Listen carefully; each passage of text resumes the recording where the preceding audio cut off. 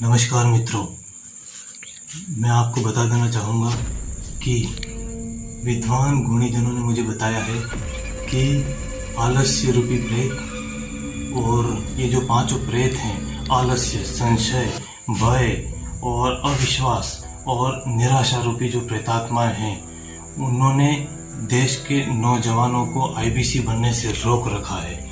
तो इन पांचों प्रेतात्माओं को मिटाने का रहस्य मैं इस 300 साल पुरानी, देख रहे हैं आप चारों तरफ देखिए, 300 साल पुरानी इस हवेली में मैं वह रहस्य खोजने के लिए आया हूँ। उन विद्वानों ने मुझे कहा है कि आपको यहाँ रहस्य मिलेगा इन पांचों प्रेतात्माओं को मिटाने का। तो आइए मेरे साथ ढूंढते हैं यहाँ पर वह रहस्य।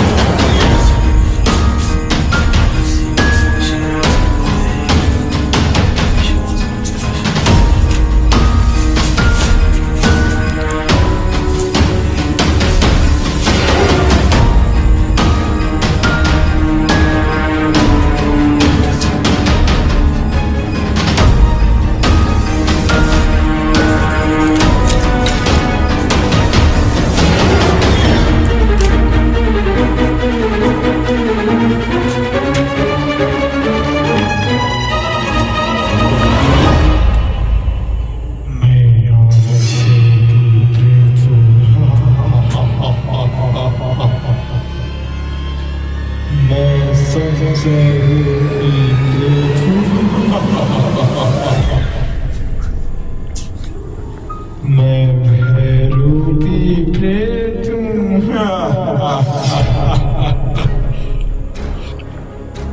मैं अविश्वास रूपी प्रेत हूँ। मैं निराशा रूपी प्रेत हूँ।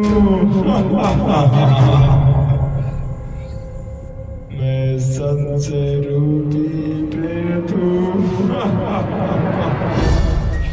हम देश के नौजवानों को आईबीसी नहीं बनने देंगे।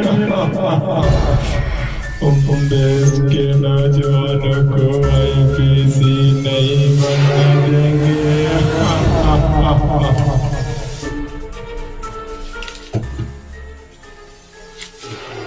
हे प्रभु, इन प्रेतात्माओं से रक्षा करो प्रभु।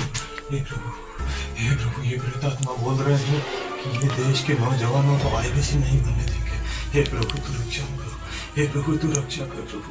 हे अर्जुन की रथ की बाग अपने हाथ में ली थी, उसी प्रकार मेरे देश के नौजवानों की जीवन रूपी रथ की बाटें अपने हाथ में ले लो प्रभु। हे प्रभु रक्षा करो, हे प्रभु इन प्रेतात्माओं से इन नौजवानों की रक्षा करो प्रभु। हे प्रभु, ये बोल रहे हैं कि आईबीसी नहीं बनने देंगे।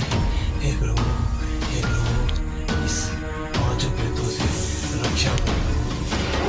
संशय, भय, अविश्वास और निराशा, पांचों प्रेतों से रक्षा करो प्रभु। हे प्रभु दया करो, हे प्रभु कुछ रहस्य मिल जाए, क्षमा करो।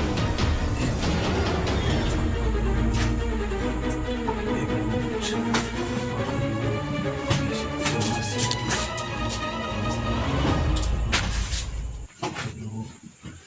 कृपा करो प्रभु, कहीं से कोई रहस्य मिल जाए इनको मिटाना, इनको नष्ट करने का है कृपा करो प्रभु।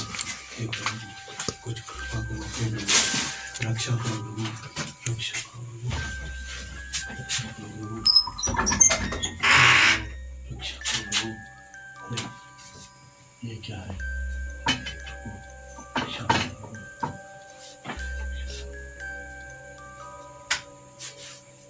यहाँ लगता है कुछ समस्या है।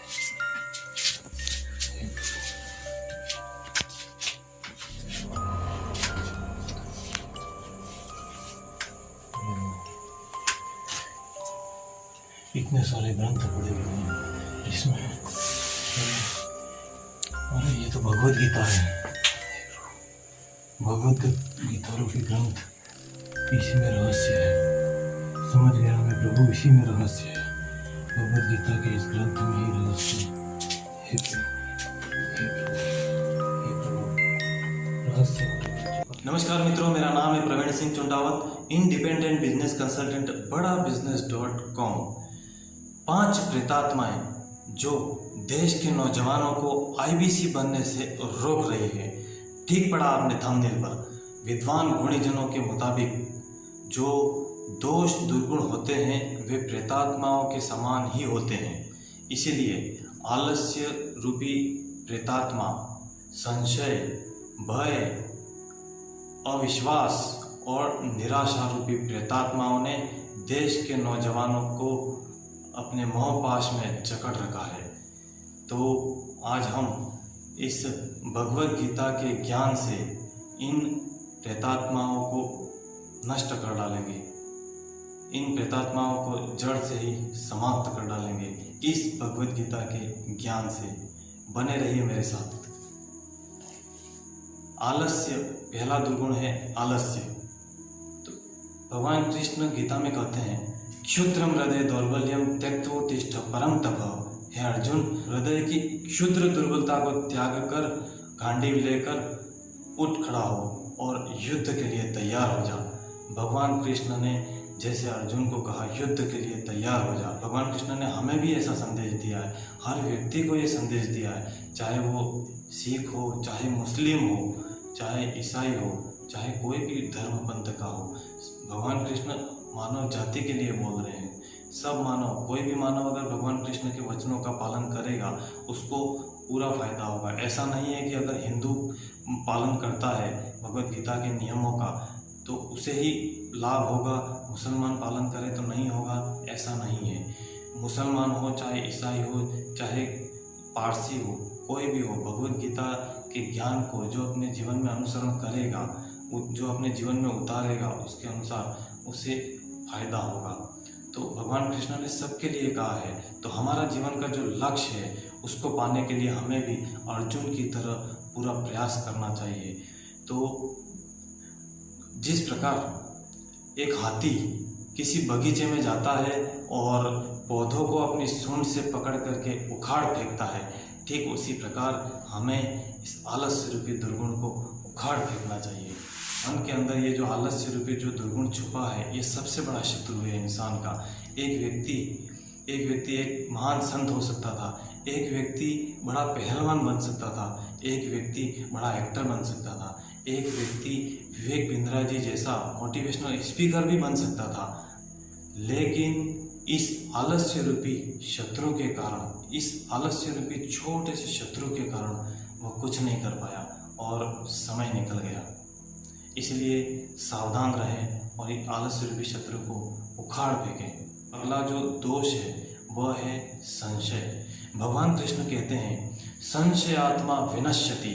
जो शंका करता है उसका आखिर विनाश ही होता है। जो शंका करता है, जिस किसी व्यक्ति में शंका करता रहता है, अपनी पत्नी में भी शंका की दृष्टि से देखता है, अपने मित्रों को भी शंका की दृष्टि से देखता है, रिश्ते नातों को कहीं पर भी बार बार शंकाएं करता रहता है, कहीं ये ना हो जाए, वो ना हो जाए, ऐसा ना हो जाए।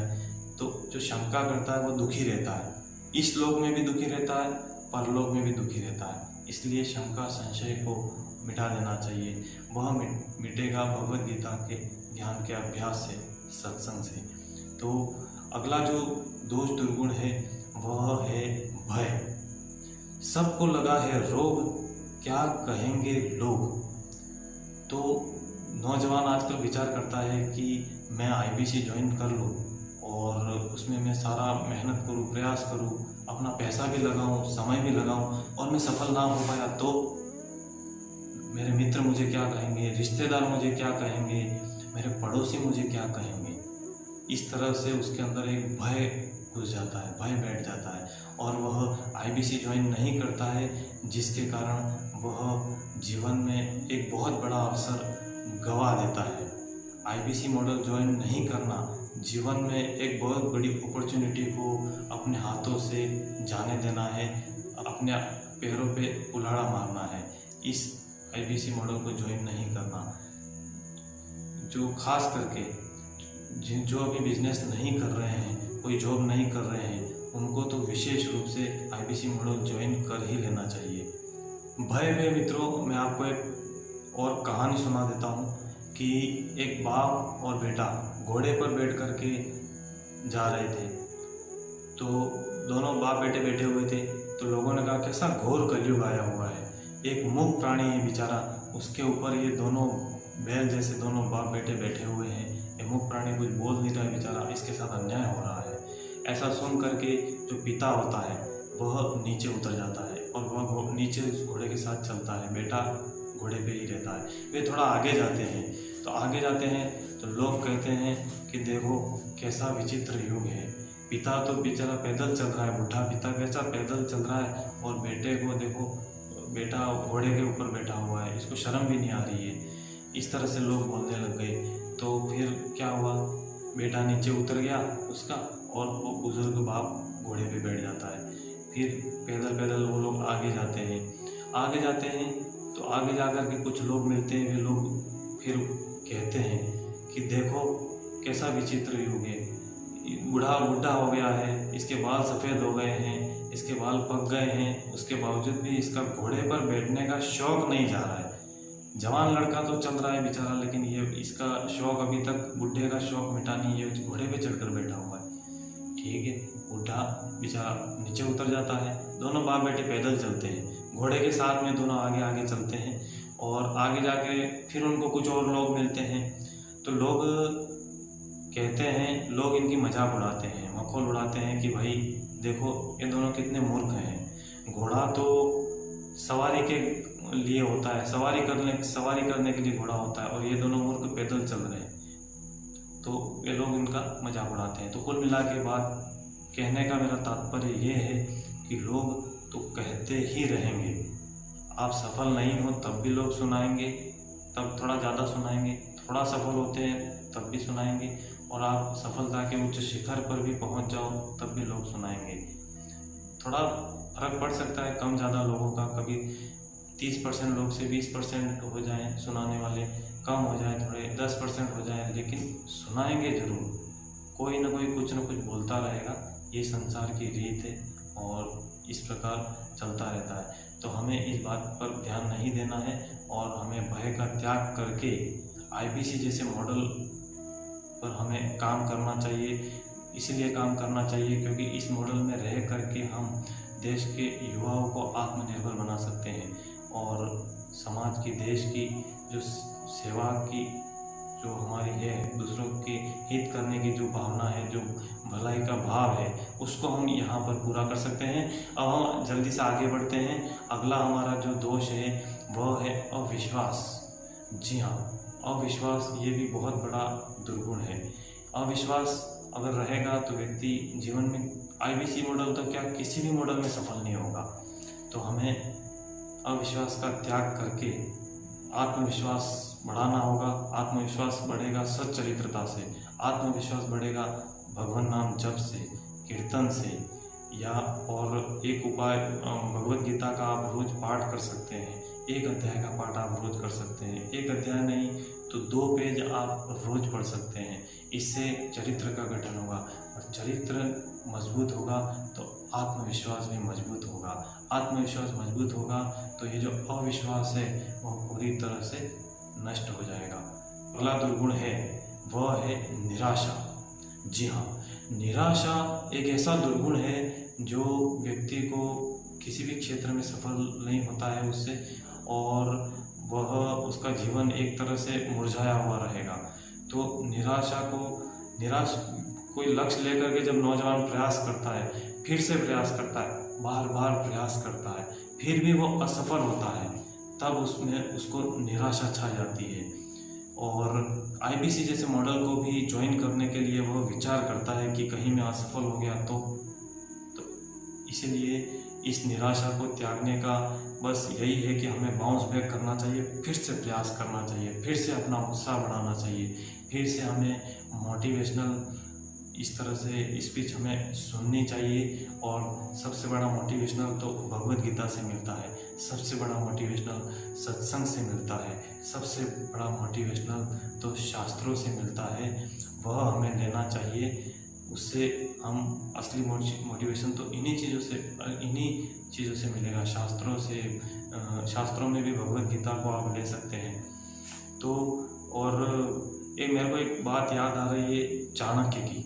चाणक्य चंद्रगुप्त से कहते हैं, भाग मत कर प्रयास भाग मत, पास ना हो धन तेरे काय हो अपार। तो हमें निरंतर प्रयास करते जाना है, प्रयास करते जाना है। रात अंधियारी हो फिर भी निकलेगा दूर क्षितिज पार। भाग मत कर प्रयास भाग मत। रुकना नहीं है मित्रों, बस प्रयास, अपने लक्ष्य को पाने के लिए प्रयास करते जाना है, करते जाना है, करते जाना है। रुकना नहीं है। अगर रुक गए तो निराशा हमको जकड़ देगी, और अगर हम कंटिन्यू लगे रहे निरंतरता रखेंगे तो लक्ष्य तक पहुंच जाएंगे। तो ये 5 दुर्गुणों को हमने भगवद गीता के ज्ञान से मिटा दिया है। मुझे लगता है कि इन भगवद गीता का ज्ञान से आपको बहुत मदद मिली है इन दुर्गुणों को, दोषों को उखाड़ फेंकने में। अब जो भी आप में से जो भी नौजवान मेरे साथ IBC बनना चाहते हैं, जो BCP ज्वाइन करना चाहते हैं, और जो छोटे विद्यार्थी हैं नर्सरी से लेकर के 12वीं तक, वे BB जूनियर का प्रोडक्ट अगर लेना चाहते हैं तो वे मेरी टीम से और मुझसे भी संपर्क कर सकते हैं। नंबर है 7357991877। तो इस नंबर पे आप संपर्क करके मुझसे और मेरी टीम से संपर्क करें। और इसी के साथ ये वीडियो आज यहाँ समाप्त करते हैं। मिलते हैं नेक्स्ट वीडियो के साथ, तब तक के लिए इंतज़ार करें, मुस्कुराते रहें।